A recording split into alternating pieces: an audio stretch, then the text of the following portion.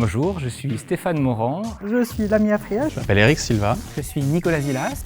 Je m'appelle Orphelis. Je m'appelle Giovanna Di Marzi Sergendo.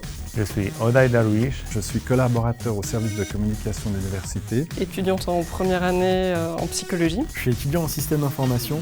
Ingénieur système à Tech5. Computer scientist. Je suis chercheur en astrophysique. Directrice du centre universitaire d'informatique.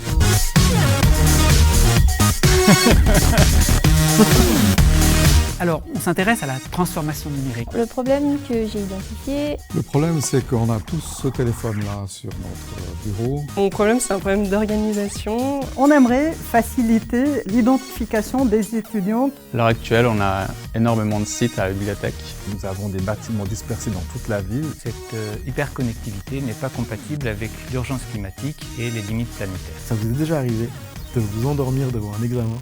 Et la raison, c'est qu'on n'a pas accès à ce qui était fait avant. Parce que maintenant, on le fait, on n'a pas une plateforme unifiée. Le problème, c'est ces examens qui ne représentent pas du tout la situation dans laquelle on va évaluer après. Et ça devient très compliqué pour nos étudiants. Le problème que j'ai identifié relate au règlement d'études. Il est obsolète.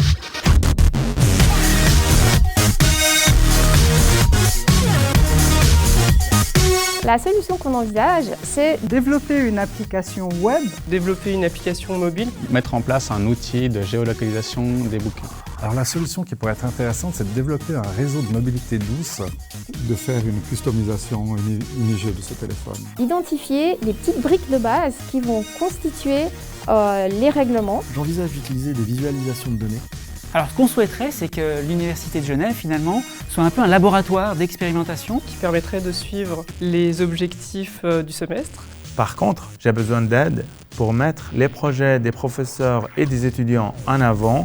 Pour l'adapter aux caractéristiques de nos populations.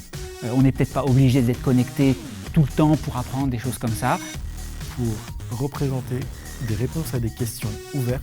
La solution qui serait bien d'explorer, c'est de pouvoir dématérialiser cette communication traditionnelle d'affichage. L'équipe idéale serait formée de développeurs web. Et il faudrait des étudiants hyper motivés.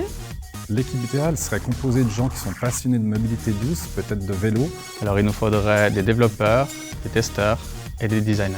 L'équipe idéale serait des gens qui connaissent bien le hardware, des hackers. Des étudiants qui ne savent pas s'organiser. Peut-être des spécialistes de neurosciences. Ça serait bien d'avoir quelqu'un qui s'y connaît en design. Et aussi des artistes et des designers. Des graphistes, des utilisateurs et administrateurs marins. Si vous avez des compétences pédagogiques, que vous êtes analyste de données ou que vous aimez simplifier des problèmes. Besoin des gens qui s'intéressent au futur de l'éducation. On a besoin de gens pour se projeter dans une société bas carbone et inventer des services numériques durables, le plus low-tech possible et résilients. Ça serait une équipe interdisciplinaire. Ça, c'est l'équipe idéale, donc des gens assez techniques. On a besoin d'une équipe performante, transversale et dynamique pour atteindre ces objectifs. On a besoin de vous.